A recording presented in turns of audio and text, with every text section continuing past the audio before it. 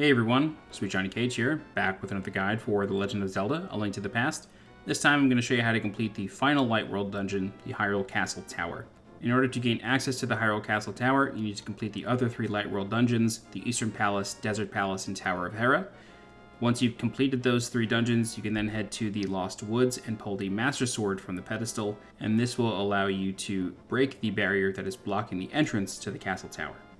So with all that said, let's get started by going to get the Master Sword. Starting from the Tower of Hera, we want to descend the staircase, push this enemy over, make him turn purple, and we're just going to dash over to the west, jump off this ledge, and then you can either walk down this ladder or just kind of hug that mini ledge there and you'll be able to drop. Head into the cave, you want to head up and then to the left, avoid these pits here, and then you can dash once you're at this point through the two keys. And then you can either try to be risky and dash until you think you need to stop, and then you'll be able to exit the cave. Otherwise, you will bonk at the end and fall into the pit at the end and have to do the whole thing over. So if you're not feeling risky, just walk until you get to the end. From here, you want to head north a screen, come over here, and then you can head into the Lost Woods. The Lost Woods is a bit of a maze, although it's nothing like Ocarina of Time or Majora's Mask or Breath of the Wild, nothing like that. There's nothing random about it, it's just a little bit of a maze that you gotta kind of figure out. But following this path, you'll see the magic mushroom here. If you want to get the magic powder, you can take that and bring it to the witch's hut, but we may do that later for the kind of magic upgrade guide that I plan on making. But for now, we're gonna leave it. Once you reach this tiny little log pathway, you can come over here, and then since you have all three pendants, you can just go to the back side of the sword pedestal, press A, and Link will take the sword out of the stone, and he now has the Master Sword. In the Game Boy Advance version, Link will, if he's taken any damage up to this point, his hearts will be replenished. In the SNES version, that is not the case. So I think in the Game Boy Advance version, they did that this way. You can very quickly learn that you now have a Blade Beam ability. So with the Master Sword and the Tempered Sword and the Golden Sword, or the Butter Sword, when your hearts are full, you get a Blade Beam. Otherwise, it's just a more powerful sword. So also one thing to note is that the Blade Beam strength is equivalent to the Beginner Sword. So if a green guard took 2 white sword hits to kill, it's going to take 2 Blade Beam hits to kill, no matter what level the sword is. So just keep that in mind. Alright, so we're going to skip the mushroom once again, and we are going to finally head towards the castle tower. So just follow this path. There is a heart piece if you chop down the middle bush in that set of 9 bushes, and then you'll reveal a pit. You can go down. There's a heart piece there. All right, so once we are out of the Lost Woods, we can now make our way back towards Hyrule Castle. So from before, when you left the Desert Palace, we're basically going to follow the opposite route through this little wood patch here near the sanctuary. Additionally, for a bit of a lore thing, you can go back to the sanctuary and you'll see that the priest dies. I think he gets like stabbed by guards or something, but he effectively dies once you kind of see him. He kind of disappears. It's pretty touching for an SNES game. In any event, once you make it back to Hyrule Castle, you want to head inside. But instead of going to the dungeon where you rescued Zelda in the beginning of the game, you instead want to head up this staircase. There is another one on the east side of the castle, but I prefer this route. And then go outside. And now that you have the Master Sword, you can slash this sort of lightning barrier, and you'll be able to enter. So this is the dungeon.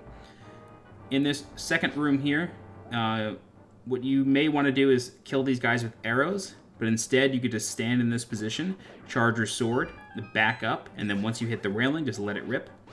I charge my sword here again, facing south, because these two charge and chuck kind of guards are going to start dashing towards you, and if you're facing south, there's really no chance of their swords hitting yours and canceling your charge. Once they're dead, they reveal a chest with a key, so use that to go upstairs and head through the west door. And then there's a little bit of a railing maze here. I'll light a torch in a second, but basically there are some bats around, as well as some blue guards that will take 3 sword beams or 2 sword slashes, and you want to get this key here. And then I'm going to light a torch. This way you kind of know where we're going. I just have this path memorized. But you want to go all the way down here, and then open this door with your key. The block on the bottom there, if you push it into its little cubby hole, it will open the door you came in here from. So that's not the exit. The exit is with the key. So you want to head upstairs and then through this west door. And then there's sort of like a pit maze here, although it's very easy to navigate. Just follow this path, and then once you're up here, you could charge through the door. Once you're in here, you want to kill the archer guard down here. This guy has a key on him. It's always him. So once you have the key, just use that to open the door and head upstairs. And now that we're on the 5th floor, we no longer have any dark sections, which is good news. Then you want to kill these 2 red guards here. These guys take a number of hits. And what's interesting is that you don't need to kill the keys, but if the red guard's, I guess, like spear that it throws, if the spear is still on the screen, the game counts that as an enemy. So the door won't open until that spear goes away. And I just find that very interesting. The keys don't count towards door openings, but the spear does. Kill those 2 guards again, and then you want to kill this red guard in the middle, and he has a key. So just take out your boomerang, fetch the key, and then you can ignore everything else in this room. Once you're in this room here, you can just head up the stairs, and we are coming very close to the boss. Once you're in here, you do need to be careful of the archer guards, but you want to push that statue to the left, and hopefully they don't look at you. From here, you can do a diagonal boomerang toss, knock that guard off the ledge, and then just dash past this one. Okay. So heading up this staircase, we go to the 7th floor, and then we can see Aghanim putting Princess Zelda in her crystal, and we won't see her for another 7 dungeons. So this is your last look at Princess Zelda for quite a while in this game. Once Aghanim zaps Zelda and sends her off to the Dark World, into another dimension, he will tell you, ho ho ho, with this, the seal of the 7 wise men is broken, and then he disappears behind the curtain. So we want to follow him, just slash that curtain, and then we now are in the Aghanim boss room. So Aghanim has 2 attacks, or 3 attacks rather. The first one is always this ball, and you want to knock it back to him. If you have the bug catching net, you can use that as well, but the sword is just the easiest way to go about it. But the first attack is always going to be the ball, and then every attack after that is a 50-50 chance of either being a ball that you can send back at him, or this attack here, which is going to be a bunch of blue orbs that circle around, and if they hit you, they deal damage, and if they hit the wall, they break apart. So you got to be very careful with those. He also has a lightning ability that he uses about every 4 attacks that he does. So when he does that, he will go to the top middle of the room, and he will not look at you. He will always face down.